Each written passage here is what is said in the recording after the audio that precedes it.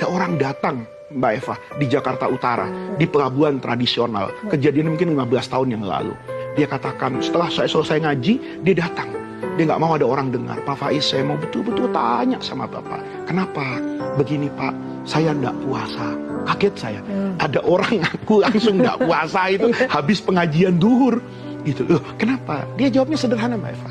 Kalau saya puasa, yang nggak puasa jadi 5 orang. Kalau saya nggak puasa, yang 5 orang puasa. Ternyata apa? Dia hanya kuli panggul di pelabuhan tradisional yang mengangkat beban semen, Mbak Eva, ke kapal kayu hanya menggunakan kayu saja, bukan tangga. Saya bisa merasakan betapa beban yang berat luar biasa. Bekerja dari pagi sampai sore. Katakan dia nggak sanggup untuk itu. Tapi kalau dia bekerja, dia bisa bawa uang.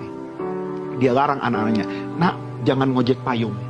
Pada masa itu ya, jangan jualan koran. Nanti kamu jualan koran kepanasan, nggak puasa. Sudah, bapak yang tanggung. Bapak kuat. Kuat dia berbohong. Menyelamatkan 5 orang yang berpuasa, termasuk istrinya. Dia tidak berpuasa. Fikih itu, para pemirsa, tidak sesederhana yang kita bayangkan. Menjadi mufti, menjadi guru agama, menjadi kiai, itu tidak soal hitam putih dalam agama. Tapi ada realita di masyarakat yang mungkin harus kita sikapi dengan kebijaksanaan. Maka saya dengan niru guru-guru saya, itu saya peluk orang tadi. Saya merasa hari itu ditempeleng oleh Allah. Kenapa? Di saku saya ada amplop habis ngaji itu.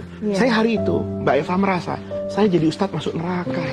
Kok bisa ya? Saya ceramah di masjid ini bertahun-tahun. Saya tidak tahu ada jemaah yang hidupnya sulit seperti itu, sementara saya bisa pakai jas seperti ini. Hari itu saya mengatakan, ini ada kezaliman yang terjadi pada diri saya. Maka sebelum saya nasihati orang itu, saya katakan, Bapak selamatkan dulu surga saya. Kenapa bos? Saya kasih uang ini. Bapak pulang, ini uang cukup berapa hari, Bapak jangan kerja. Dia katakan, terima kasih. Itu menyelamatkan saya. Nah, soal orang itu nanti dia tidak puasa pada hari selanjutnya, itu saya serahkan kepada Allah.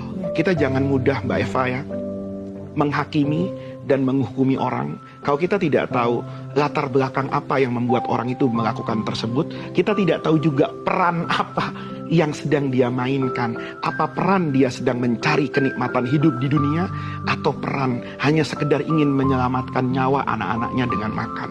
Saya cukup sering, Mbak Eva, tidak mau menjawab pertanyaan seperti ini. Apa hukumnya pedagang kecil yang berdagang di bulan Ramadan? Saya lebih senang, Mbak Eva, membahas apa hukumnya orang kaya yang hanya merasa kewajiban hidupnya itu zakat saja.